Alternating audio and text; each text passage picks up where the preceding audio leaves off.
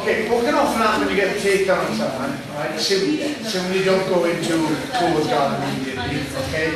Obviously, if I take down to this position here, I don't want to be staying down tightly. You've lost your back before you're in, okay? Yeah? But what can often happen is you can break down a little bit, okay? I can get a takedown here, okay? Maybe start trying to work and Ash comes back to this position, the butterfly guard, okay? Yeah? Now, we're going to work on basically the sort of provision this time that you've got them flat already, that you haven't taken them down, released them and sat up with you, okay? It will be a different area, okay? What we're working on here, we've got the take down and stay down tight and Ashford on his back here, okay? So, he's in this butterfly guard in a hockey guard here, okay? But nice and tight, okay? So you're going to go to a fairly basic class, but one which you haven't touched on for a while, and which, if you do it right, it's still a high percentage class, okay? So, see what I said, I cannot be loose here. If I'm this close to Ash, okay, as if I'm not postured fully, I need to be tight here and not allowing him to set the grip that she wants, yeah? I'm never here floating and look at what I'm going to do, yeah? That's what's going to happen. I'm going to allow my partner to take grips on me, okay? So I'm nice and tight here, okay?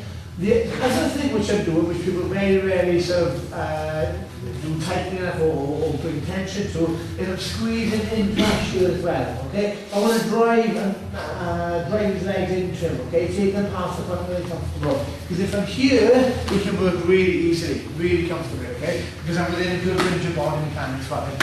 If I push in tight here, crunching my arms into him and pushing in, now I can work quite effectively, okay? So, first stage of the technique. What I need to do in order to create a pass is to get a 2 against 1 as far as the legs go, okay?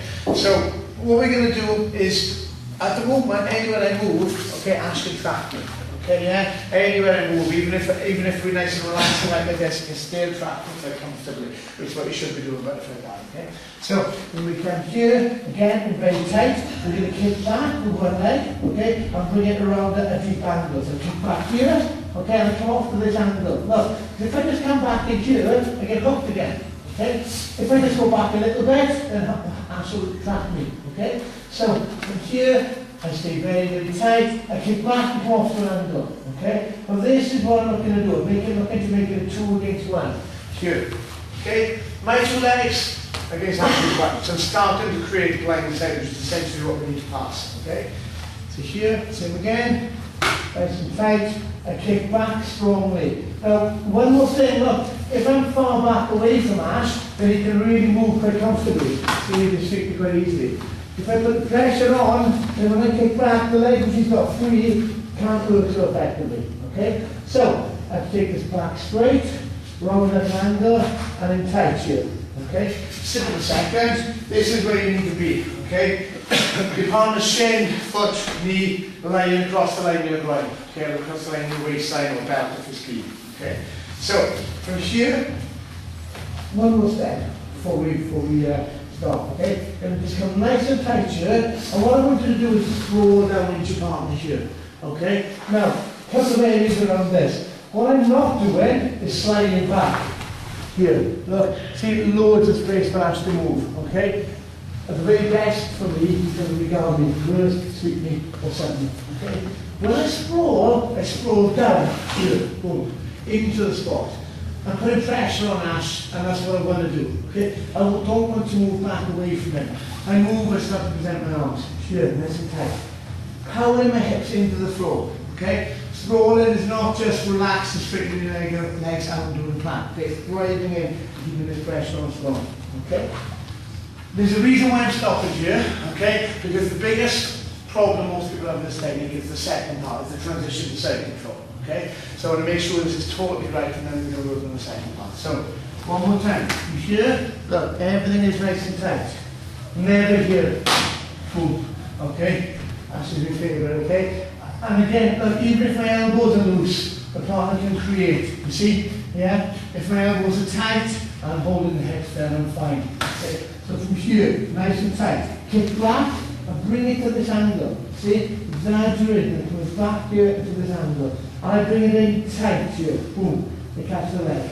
Settle down into position again. And when you sprawl, I'm looking for one thing, okay? And that's to get the leg to the floor. Here. Okay? Sometimes people sprawl and they sprawl sort of in between their partner's legs here. And I've done nothing. I'm nowhere near the parts of where I should both hooks in. Okay? Here, take this ankle. Toes on the floor, driving your hips in, body's high, head is tight.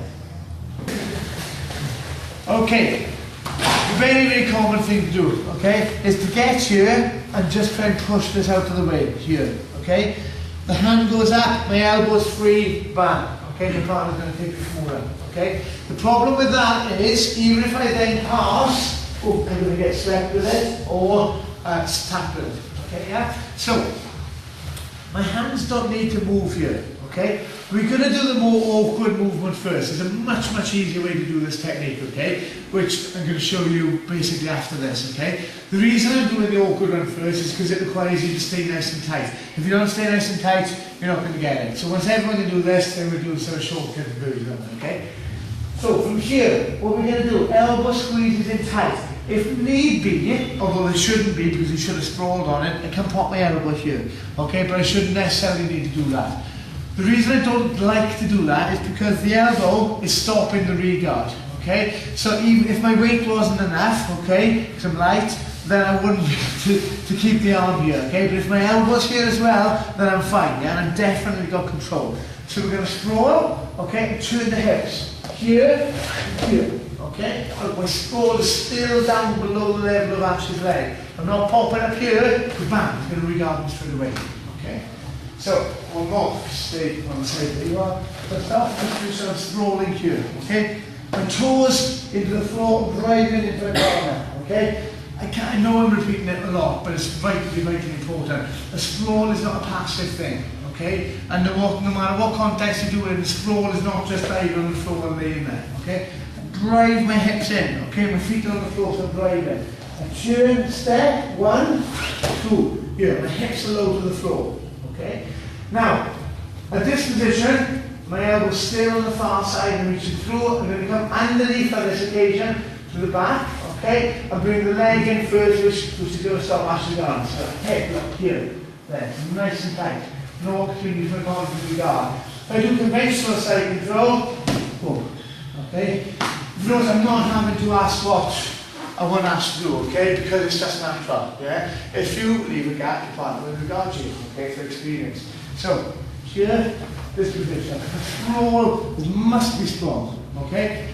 One thing I say here, if you sprawl and like you're still like this, you need to adjust something. Just move a little, okay, until you got that foot low. Sorry, leg low, excuse me.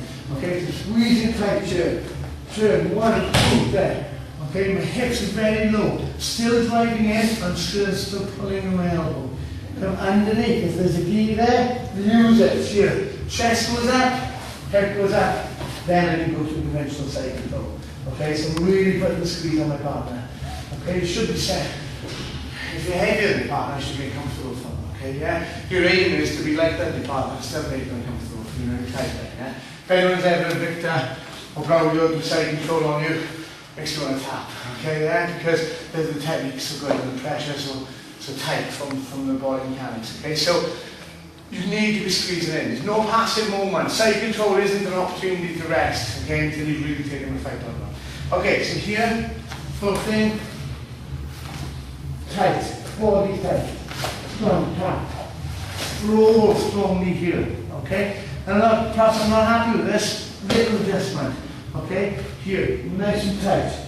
Roll, here, 1, 2, there, and pass down. Try underneath the arm, because if I go like this, it's too awkward. So many things grasp the block, okay? Underneath. If there's no gi, that's going to take the neck. Gi, take a hand and pull.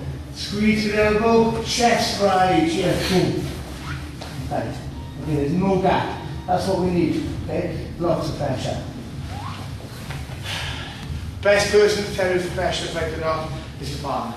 Okay guys, so I don't want you to resist, but I want you to basically let them know if it feels loose. Should really be pressing, okay? This should be muscular workout for the person on top. Squeeze all the time, okay? Don't want anyone to just relax and throw it through it. Okay, let's go for you guys.